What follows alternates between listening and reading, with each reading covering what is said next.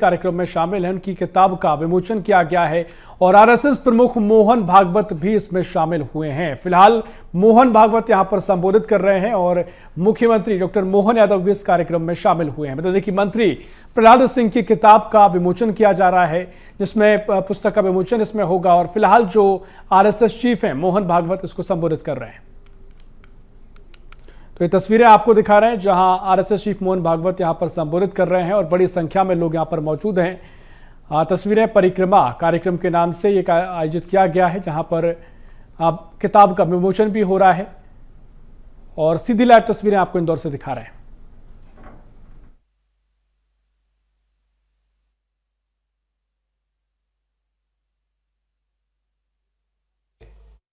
है मंत्री प्रहलाद सिंह की किताब है, किताब का नाम परिक्रमा रखा गया है और आप किताब में मंत्री प्रहलाद सिंह को भी देख सकते हैं। तस्वीरें आपको दिखा रहे हैं। बड़ी श्रद्धा का विषय सर्वत्र है। जिनको प्रतीति है, अनुभव है, उनके लिए तो है ही, लेकिन जिनको वो नहीं है उसके लिए भी है। हमारा देश श्रद्धा का देश है। यहां आपके हृदय में अगर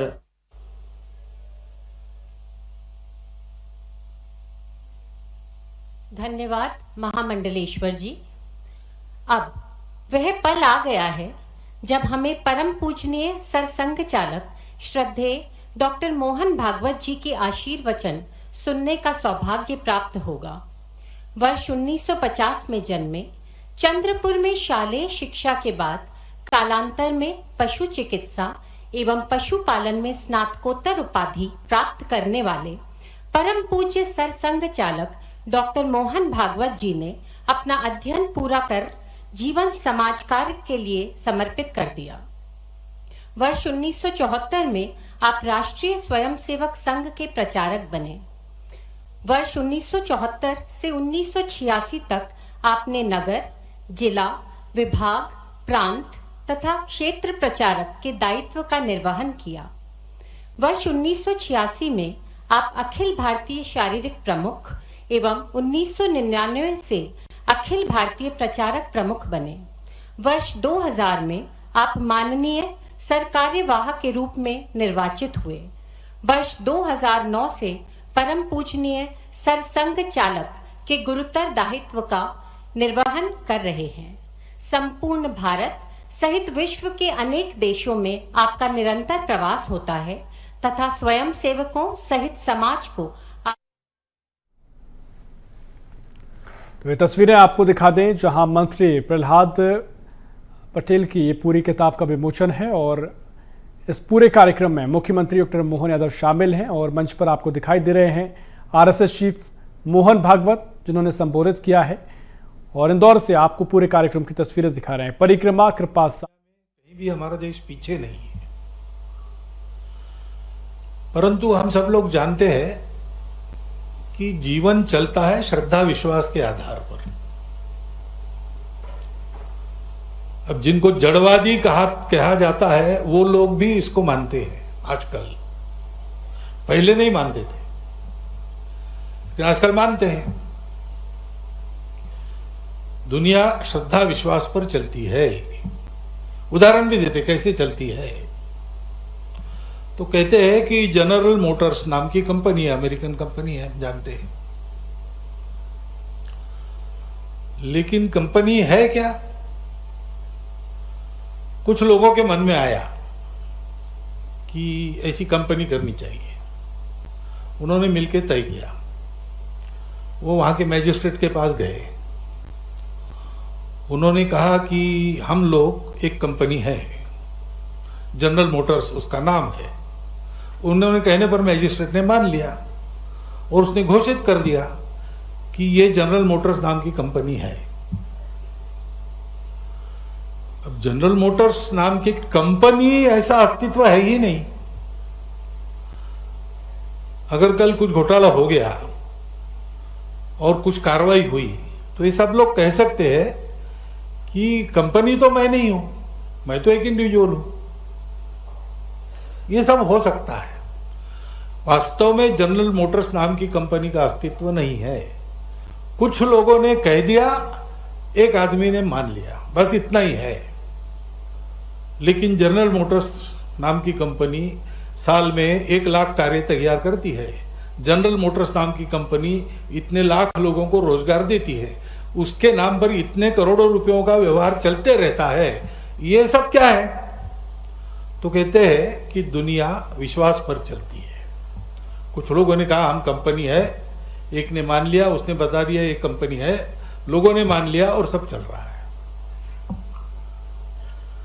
लेकिन हमारे यहां जो श्रद्धा है वो ठोस श्रद्धा है। ऐसे केवल कहीं सुनी में से आई हुई काल्पनिक श्रद्धा नहीं है। प्रत्यक्ष प्रतीति के आधार पर बनी श्रद्धा है। और वो प्रत्यक्ष प्रतीति भी हमारे यहां जो कोई प्रयास करेगा वो ले सकेगा। वैज्ञानिक ऐसा हम सुनते, वैज्ञानिक बुद्धि से चलो, वैज्ञानिक वृत्ति से चलो। वैज्ञानिक वृत्ति यानी क्या है? तो प्रत्यक्ष प्रमाण चाहिए।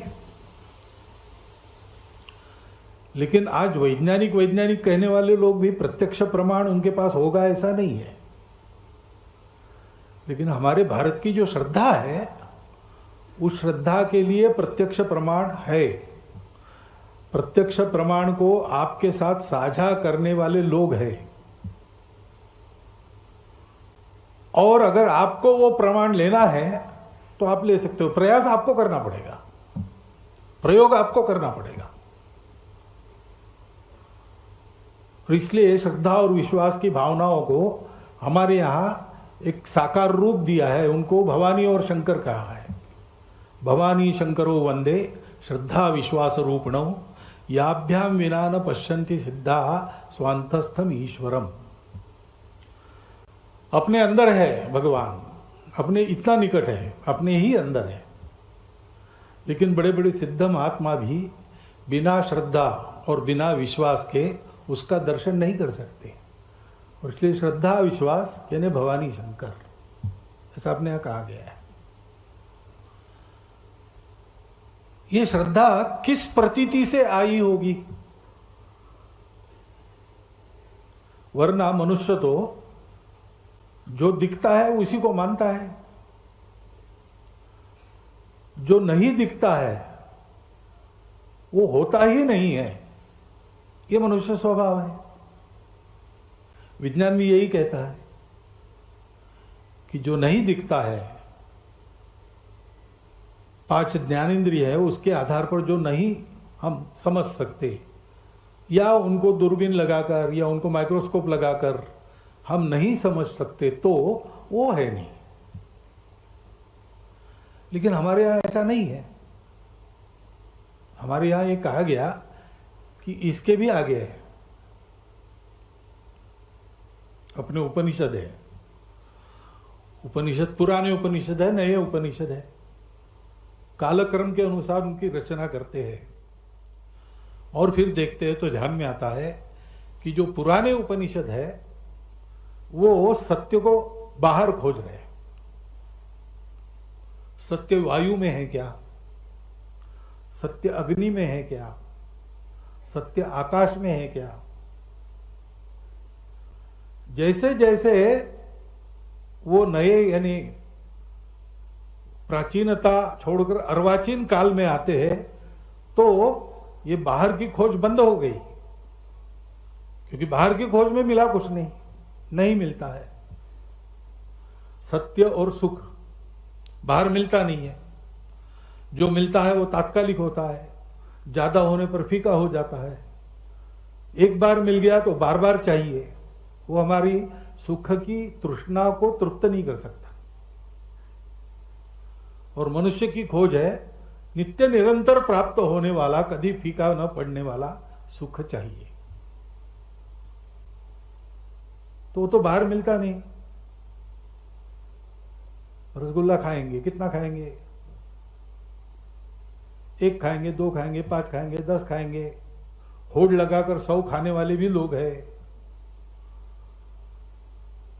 लेकिन उनको भी एक क्षण आता है जब रसगुल्ला देखने के बाद उल्टी हो जाती है। तो रसगुल्ले में सुख नहीं खोजो, रसगुल्ले में सुख नहीं है। उसकी अति हो गई तो वो सुख दुख बन जाता है। पर्याप्त मिलने के बाद भी कल फिर से लगता है कि चाहिए। आज तृप्त हो गए, इतना तृप्त हो गए कि अब सामने आया तो उल्टी करेंगे, लेकिन एक रात गुजरने के बाद दूसरे दिन पूछे तो और 5 ले लेंगे। बाहर सुख नहीं मिलता है, सुख तो अपने अंदर है। ये जब पता चला तो हमारे पूर्वजों ने अंदर खोजना प्रारंभ किया, बाकी दुनिया रुक गई। उसने अंदर खोजने का कष्ट नहीं किया, हमने अंदर खोजा। और खोजते खोजते हमारे पूर्वजों को एक सत्य मिल गया। उस सत्य ने उनको यह बताया कि सब में वही सत्य है। सब है ही नहीं, सब ये भ्रम है, एक ये सत्य है।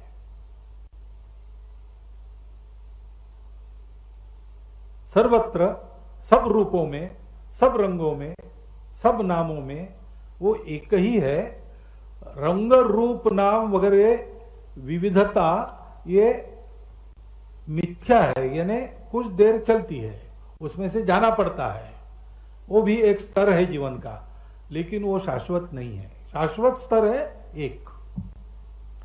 ये विविधता है तब भी वो है, विविधता नहीं है तब भी वो है। और वही तुम में है। तुम जो समझते हो कि मैं हूं, तुम नहीं हो, वो है। तुमने मान लिया कि मैं हूं, इसलिए जब तक तुम मानते हो तुम हो, तब और भी है। और मैं और बाकी, इस भ्रम में से तुमको जाना पड़ेगा, उसको पार करना पड़ेगा, तभी तुम समझोगे कि तुम नहीं हो, वही है। दुनिया में झगड़े होते ना, भगवान एक है कि अनेक है। हमारे दार्शनिक कहते हैं एक अनेक के झगड़े में क्या पड़ते हो, भाई भगवान ही है, दूसरा कुछ है ही नहीं। तब सब झगड़े व्यर्थ हो जाते हैं। क्योंकि ये जब हमारे पूर्वजों को पता चला तो उनको पता चला कि सब अपना ही है, सब में मैं हूं और मेरे में सब है। इसलिए हमारा जीवन कैसा है, वो सबको अपना मानकर चलता है।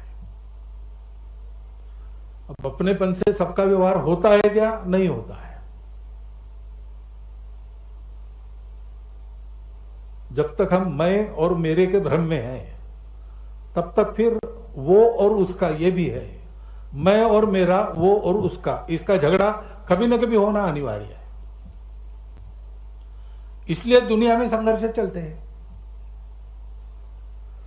मैं हूं तो मैं बढ़ता हूं, दूसरे हैं उनकी परवाह नहीं करता हूं,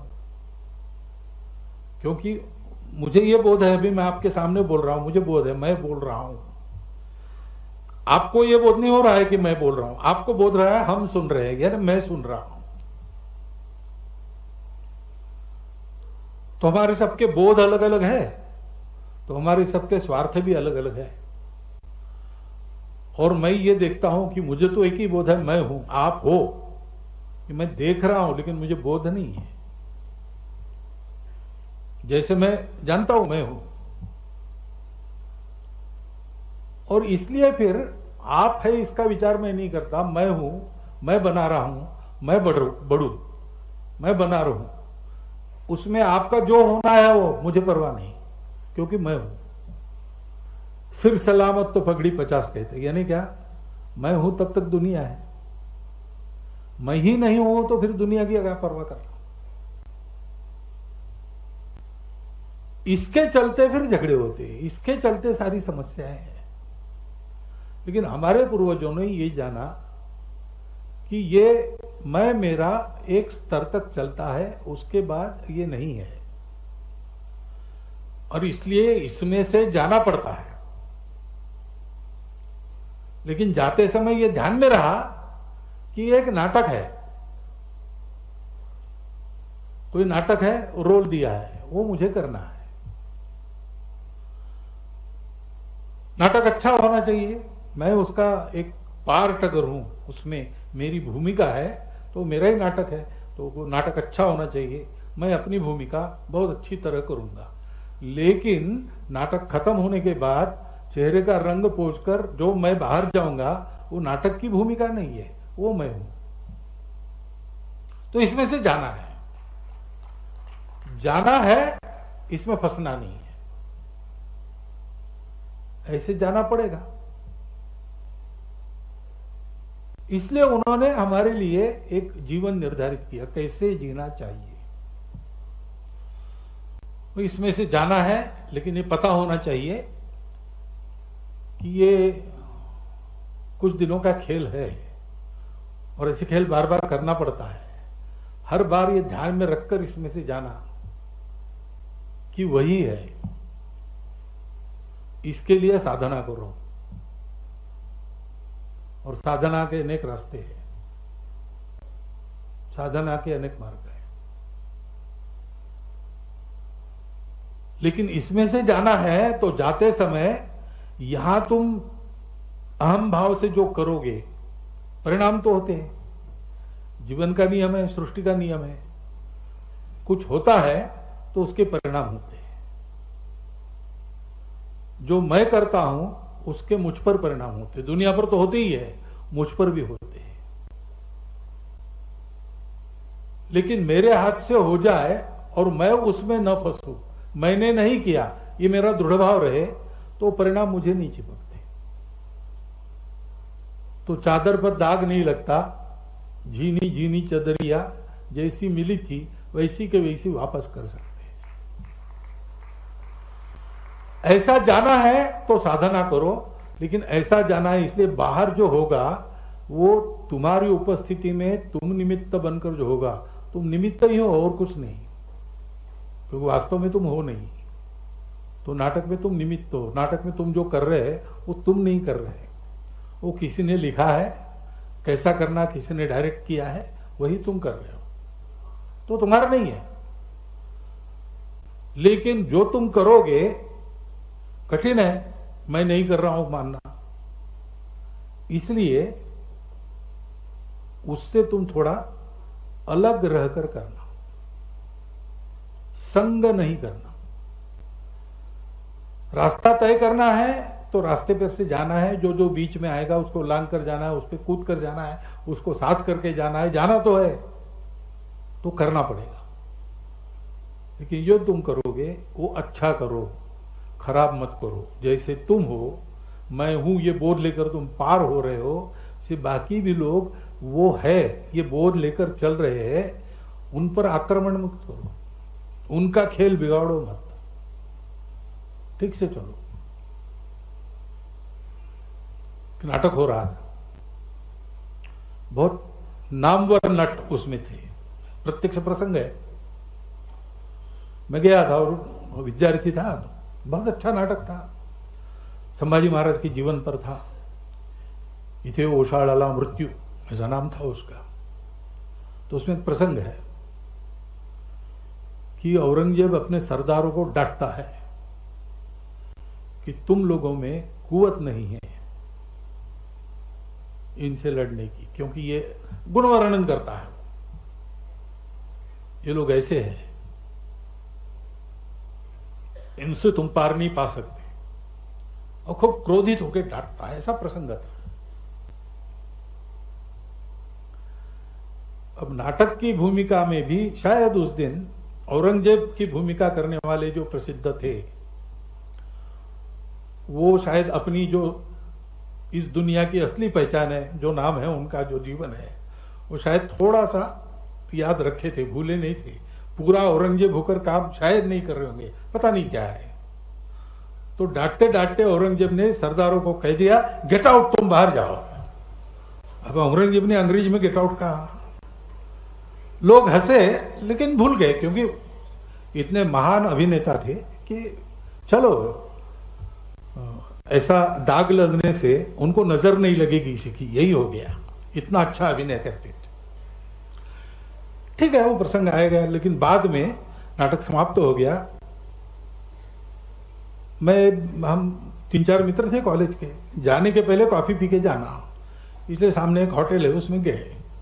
तो वहाँ हमने देखा कि वो और संभाजी का काम करने वाले 3-4 मिनट वहाँ बैठे थे, कॉफ़ी सामने पड़ी थी और ये रो रहे थे कि ये मेरे से गलती कैसे होगी। कैसे करना, तन्मयता से करना। गीता में कहा है, सक्ता कर्मण्य विद्वांसो, कर्म में सख्त होकर जुड़कर करने वाले अविद्वांस या न जानने वाले लोग जैसे करते हैं, जानने वाला भी वैसे ही करता हुआ दिखता है, लेकिन वो जुड़ा हुआ नहीं होता। अभी कितनी कठिन बात है, लेकिन ये सहज हमारे लिए करने का वातावरण हमको हमारे आध्यात्मिक महापुरुषों ने दिया।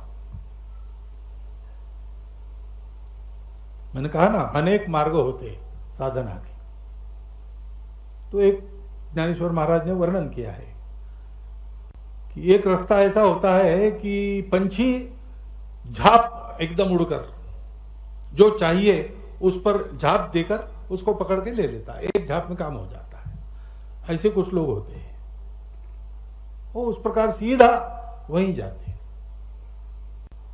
शंकराचार्य जैसे हो गए, बचपन में ही सारे मोह त्याग कर निकले, श्रेय को प्राप्त कर लिया। लेकिन कुछ लोगों का यह सामर्थ्य नहीं होता।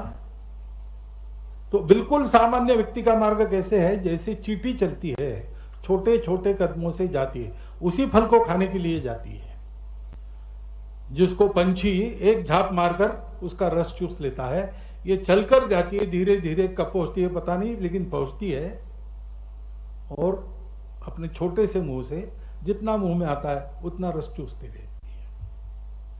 इसको पिपीलिका मार्ग कहते हैं। सब प्रकार के लोग हैं दुनिया में, तो सबके लिए रास्ते हैं और उन सब की मान्यता है। इसमें छोटा बड़ा नहीं है, इसमें छोटा बड़ा नहीं है। बस अपने रास्ते को पहचान पर उस पर आप कैसे लगे हो, इसी की बात रहती है।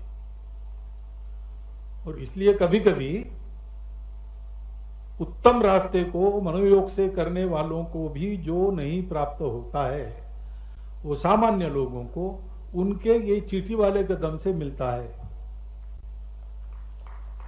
वो है ना, शेष महेश गुणेश दिनेश सुरेश उजाहु निरंतर ध्यावई, जाहि अनादि अनंत अखंड अछेद अभेद सुवेद बतावई, नारद से शुक व्यास रटे पछी हारी थके, पुनि पार न पावई, ताही अहीर की छोहरिया छछिया भरी छाछ पे नाच नचावे। वो हमारे पूर्वजों के उपकार है कि हम सबके लिए उन्होंने ये द्वार खोल दिया है। और इसलिए ये भाव बल अगर मन में है तो ये सुलभ है। ये सारा जो मैं क्या कर रहा हूं, शायद मुझे भी समझ में आया कितना पता नहीं, प्रतीति तो बिल्कुल है नहीं, लेकिन ये समझ में न आने वाली बातें भी नर्मदा किनारे पर जाकर बैठो, जैसा स्वामी जी ने कहा, बस एकाग्र होके देखो, नर्मदा जी का दर्शन करो, तो आप इस नाटक वाली दुनिया से अलग होकर अपने असली स्व में आ जाते हो। क्षण भर क्यों न हो, ये प्रतीति हर बार आती है, लेकिन वो भक्ति चाहिए, वो भाव चाहिए। नर्मदा का पानी है ना, हाइड्रोजन ऑक्साइड है, ऐसा जिनका पक्का मत है उनके लिए नहीं है, उनके लिए नहीं है, क्योंकि भाव ही परमेश्वर है, भाव ही सत्य है, बोध ही सत्य है। हम है या नहीं, क्या है, हमको लगता है मैं हूं इसलिए मैं हूं, वो विचार नहीं है, वो अंदर से स्फुरण है। सो जाते हैं, गहरी नींद सो जाते हैं, तब शरीर तो सोता ही है, मन भी, बुद्धि भी सो गई है, सब स्वप्न भी नहीं आता। लेकिन जगने के बाद हम कहते हैं आज मस्त नींद आ गई। और किसको आ गई? तुम तो थे ही नहीं, तुम्हारा शरीर भी मर गया था, मन भी मर गया था, बुद्धि भी मर गई थी। तो जो गहरी नींद आई वो किसको आई? वो जो है वो बोध है, वही हमारा स्वरूप है। और अपने इस बोध का बोध कराने वाली नर्मदा मैया है।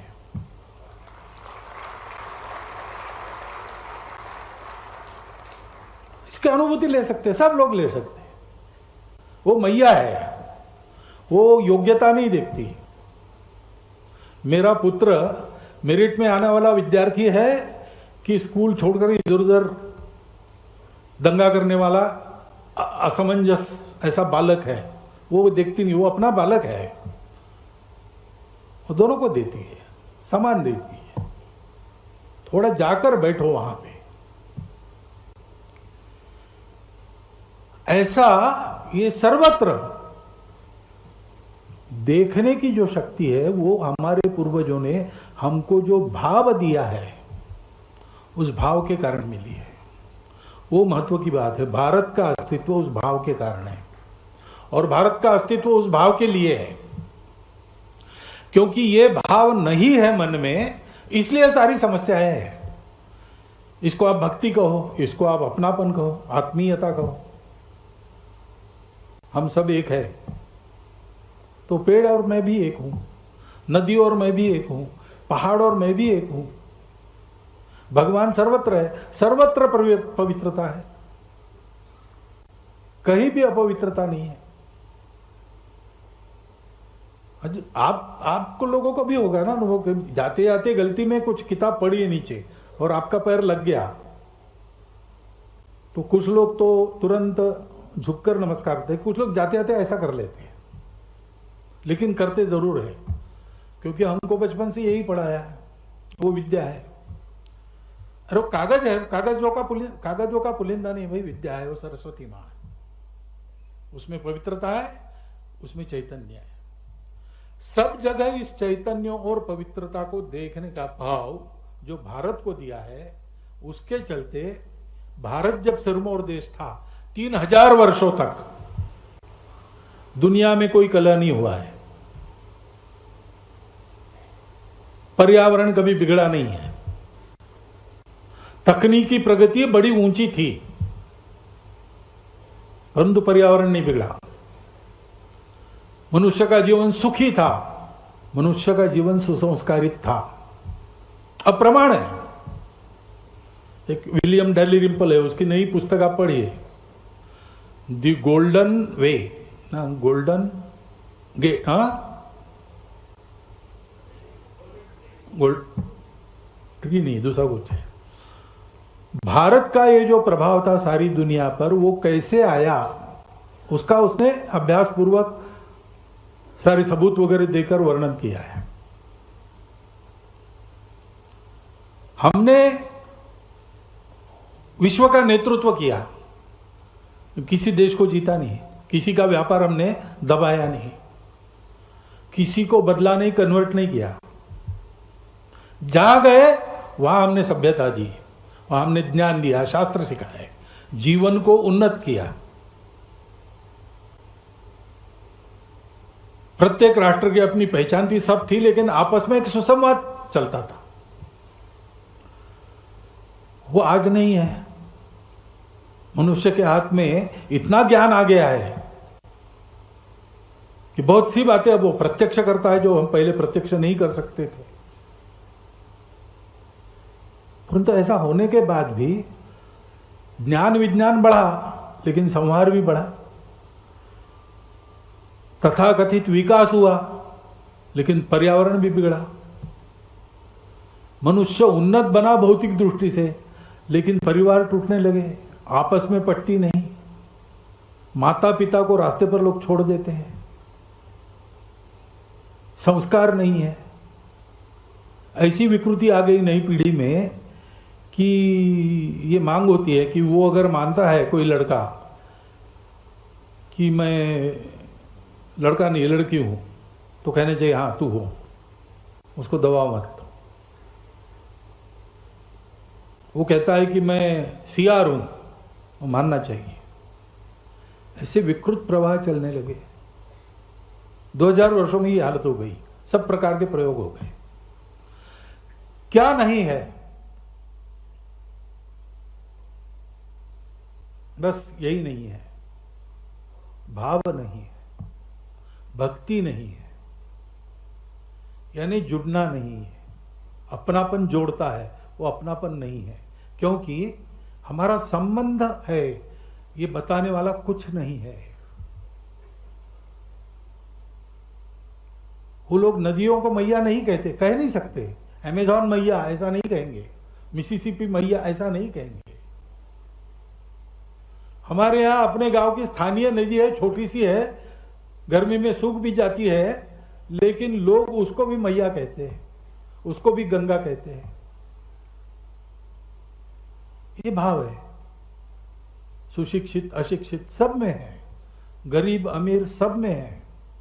पूजा किसी की कोई हो, ये भाव सर्वत्र है। अपनापन, संबंध। उस गांव में गए, पानी नहीं पिएंगे यहां, क्योंकि क्या हो गया? नहीं, हमारे गांव की लड़की यहां दी है। अरे तुम्हारे गांव की लड़की तुम्हारी कुछ है क्या? नहीं नहीं, वो दूसरी जाति के है, लेकिन हमारे गांव की लड़की दी है, तो समझी के यहां पानी नहीं पिया। हमारे गांव की लड़की गई तो हमारे समझी बन जाते हैं। तो मोहन भागवत को सुन रहे थे आप, जो कि बता रहे हैं किस तरीके से भारतीय संस्कृति पूरे विश्व भर में प्रसिद्ध है। और इसी के बारे में मोहन भागवत जिक्र कर रहे थे, बता रहे थे, जानकारी दे रहे थे, संबोधित कर रहे थे और कह रहे थे कि हमारे देश में कर्मवीर भी हैं, तर्कवीर भी है, लेकिन दुनिया श्रद्धा और विश्वास पर चलती है। उन्होंने कहा कि हमारा जीवन सबको अपना मानकर चलता है। नाटक में जो तुम कर रहे हो वो किसी ने लिखा हुआ है, और इसके बारे में यहाँ पर संबोधित करते हुए बताया है मोहन भागवत।